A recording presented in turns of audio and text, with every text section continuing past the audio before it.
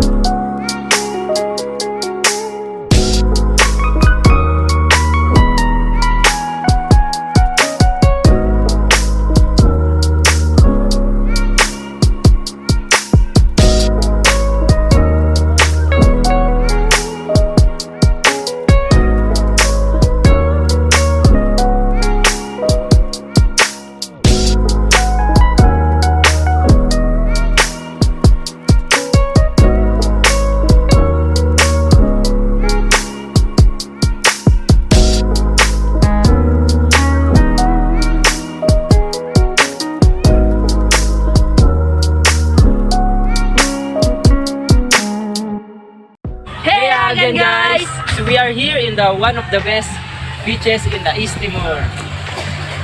Dile, it is a natural beauty thanks to the mangroves that hugs the coastline, vivid coral reefs, and a wide array of marine life. Look at the sea guys, it is very nice and the air is so fresh. Let's take a look and I'll show you Dili Beach in East Timor. Let's go! Oh, it's lunchtime. Are you hungry, guys? Because I am hungry too. Let's take a look of different foods that East Timor has. Let's go!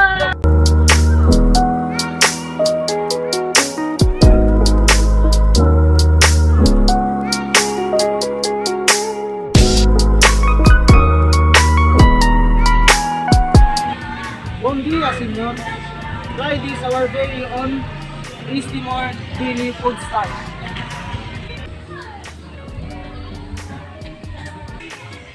We take these foods, the batardaan and ikan pepes. Please, thank you. Yes, senor. Kindly wait at the table, senor, and I will serve it in a while.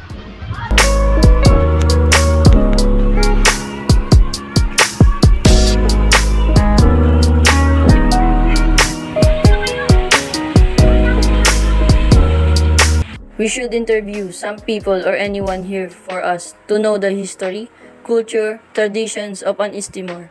Good day, Senora. I'm Jey-Emm. I would like to ask your permission for us to have an interview. No Lambiak, senor. Yes, we can. I just wanted to share and know what does East Timor people are for culture, tradition, and the kind of living. Thank you for having me. I am willing to share the information too. We are happy that month by month, tourists visit our country. We humbly welcome to you to our country. Excited to more about East Timor and to share to all the people around the world. May I know the history of the East Timor? This is Southeast Asia, and this is the island of Timor, and here is East Timor. Now let's see more of Timor, shall we? Since the name Timor derives from the Malay word for east, East Timor literally means east.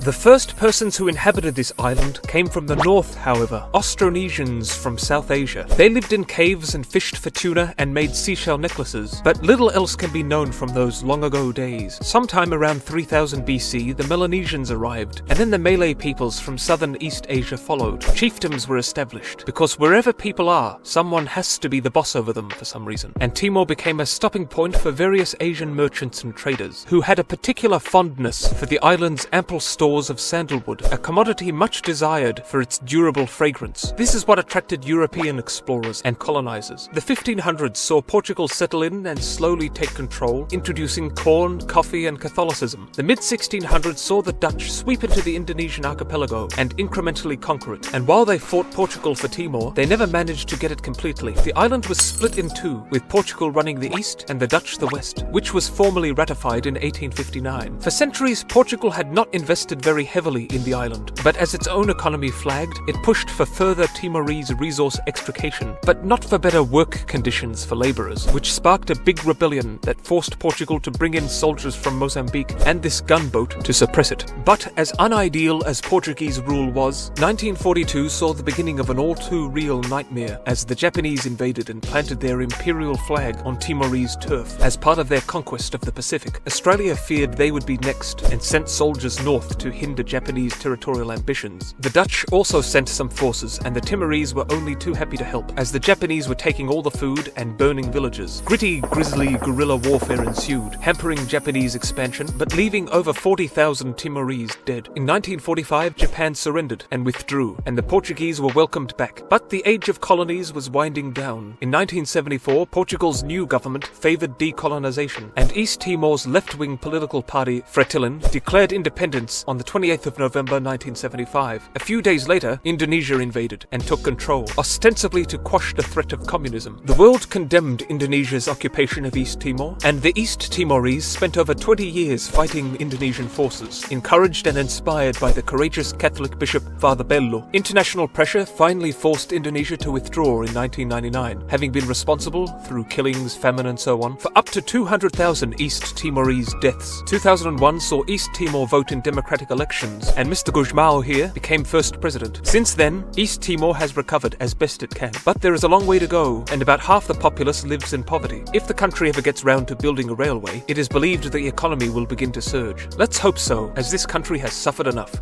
Wow, that's so cool. The history of East Timor is really amazing and interesting. Can you share some culture traditions of an East Timor?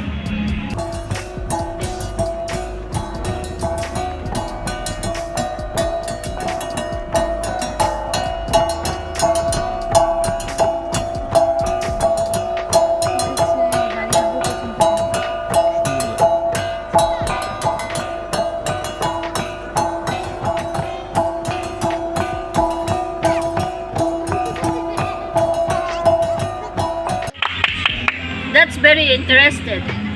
East Timor is really amazing, wherein I wanted to discover even more. Lastly, what can you say about the food and clothing of the East Timor? Now that I hear that, I'm really excited to try this, you guys. Let's start to eat.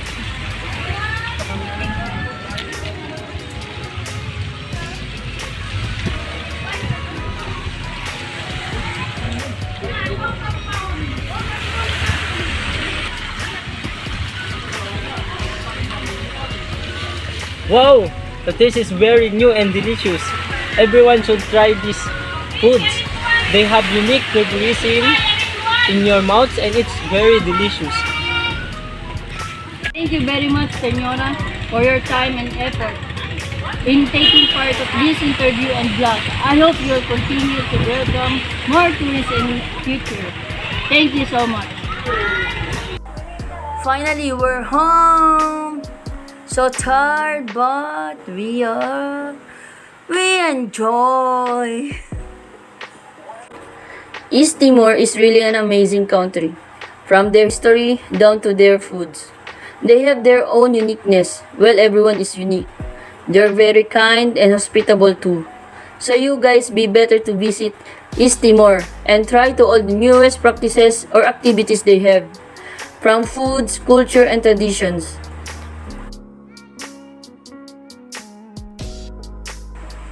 And that's it for our East Timor travel vlog. I'm Jey-Emm, and don't forget to hit the button like and subscribe to my YouTube channel to watch more videos. See you everyone. Bye-bye.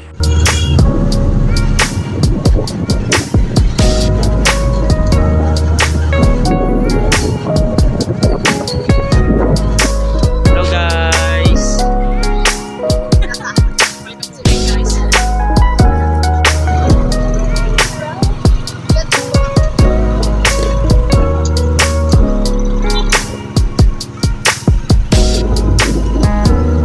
Pare, tingin ito.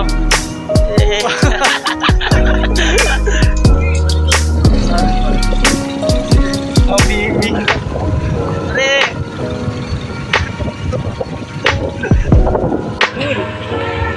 Go. Wow, that's so cool. Nice. You go. Wow, that's so cool. Oh, it's hungry. Alam naman yung hungry. Oh, it's like One of the best beaches in the country. Sa Timor pala.